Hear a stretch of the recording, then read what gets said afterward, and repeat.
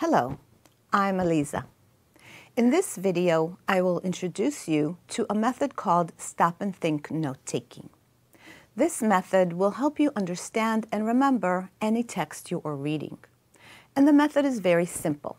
As you read the paragraph, stop from time to time and think what you've understood.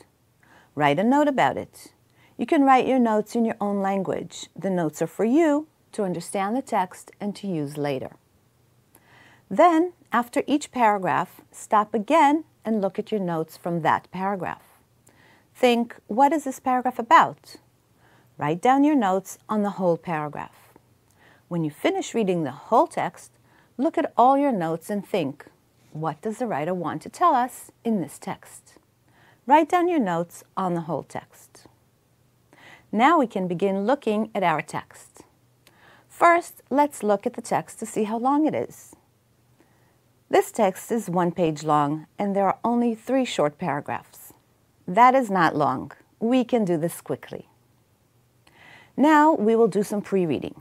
We will look at everything that's around the text. Title, sentences under the title, translated words on the bottom, and the source. Let's first look at the title, Dull and Boring. Here's what they mean. But is this article about something dull and boring? I hope not. Let's read the information under the title. When the 2 towns, Dull, Scotland, and Boring, Oregon, became sister cities, it was anything but dull or boring. So Dull and Boring are actually names of towns, and the text tells us that they are anything but, which means they are not dull or boring. This is funny. The text also tells us that Dull and Boring are sister cities. What are sister cities? They are probably cities that are connected with each other, related to each other in some way. We should wait and see what the text tells us about sister cities. We can even write our first note. Dull and Boring are sister cities, and they are not dull and boring. Let's write not boring. Now, let's read the first paragraph. This is a tale of 2 cities, Dull in Scotland and Boring in Oregon, USA. They were both humorously paired to be sister cities based on their towns' names. Due to the media attention and the increased tourism, these towns are now anything but dull and boring. Let's stop for a moment. All this information feels familiar. This is what we read at the top of the page. Let's just write a note. Dull and Boring became sister cities because their names sound funny together. We also have some new information. Attention of the media and more tourism. Okay, let's continue. Boring has a population of about 8,000 residents, and Dull is a village of only 84 residents. Imagine the effect of tourism and cultural exchange programs on the small Scottish village of Dull. But Dull and Boring are just one example of cities around the world that are connecting and building relationships that both partners can enjoy and benefit from. What's the message here that the writer wants us to understand? First, Dull is very small. Let's write a note. Dull is small. It probably enjoys being a sister city. Another point, for the first time the writer mentions other cities. It looks like there are many cities around the world that enjoy and benefit from being sister cities, and Dull and Boring are one example. Let's write, many cities around the world enjoy and benefit from being sister cities. Now that we've written our notes for this paragraph, let's stop and think. We have 4 notes. Where's the writer going with this? It seems that we're going to find out more about sister cities, and the writer is using Dull and Boring as an interesting example of sister cities. It looks like the whole paragraph is an example. Let's write that. Example of sister cities. Okay, let's keep reading. Remember, if anything is not clear, you can always go back and read it again. The idea of sister cities became popular in 1956 when U.S. President Eisenhower created an organization called Sister Cities International. Okay, so now the text is getting serious. We're getting some history here. Let's read just a little bit more to see that we have the right idea before taking a note. The organization focused on pairing cities around the world as a way to heal the wounds of World War II.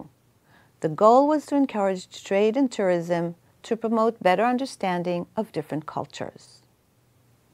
Let's stop here and take a note. I feel like we've understood something, and I'd like to write down before I forget.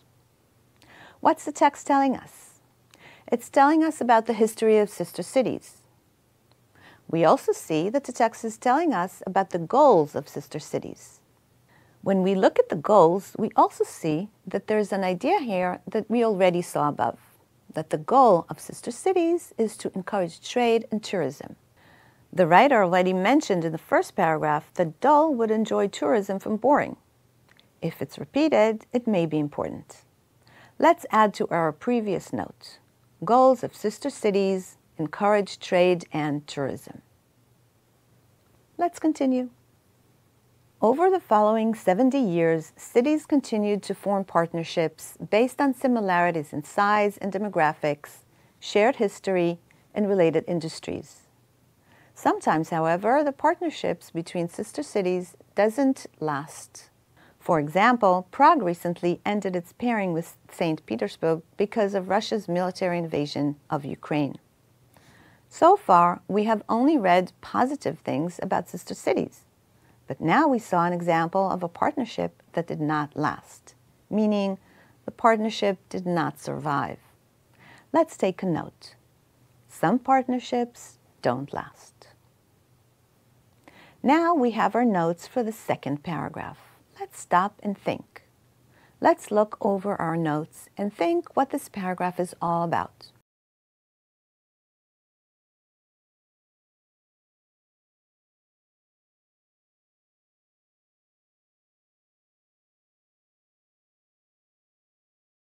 We see that the paragraph gives us background information about sister cities, like history and goals. Let's go on to the third and last paragraph. So, are sister cities a good idea? The dull and boring residents seem to think so. We're back to dull and boring. Seem to think so means that they seem to think it's a good idea. So, where is the writer going with this? It looks like the writer is going to show us that sister cities are a good idea, at least for dull and boring. Let's write a note. Sister cities are a good idea for dull and boring. Let's continue. 38 boring residents attended a city meeting on the subject and voted to extend the hand of boring fellowship to dull. Then they immediately got to work on the boring and dull t-shirts that would help advertise the pairing. Emma Bertels, who lives in Dull, was amazed that the pairing took off like it has. It all happened so quickly, she says.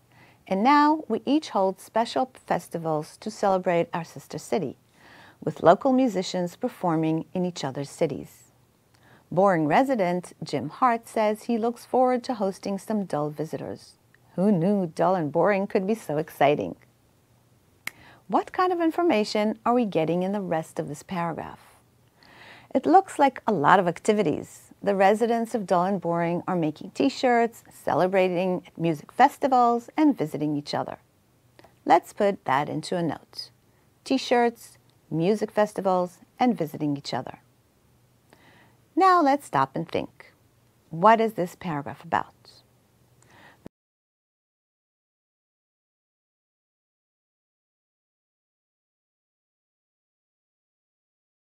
The paragraph began with a question. So, are sister cities a good idea? Based on the paragraph, we can say that it is a good idea.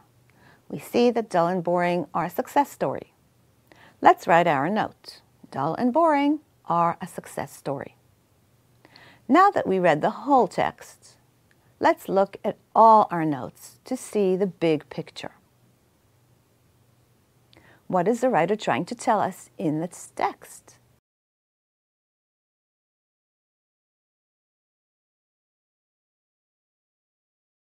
The writer is showing us that sister cities can be a good idea, by discussing dull and boring as a successful example.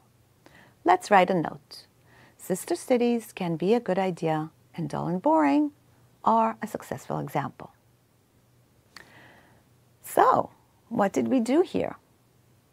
As we read, we took notes of what we understood.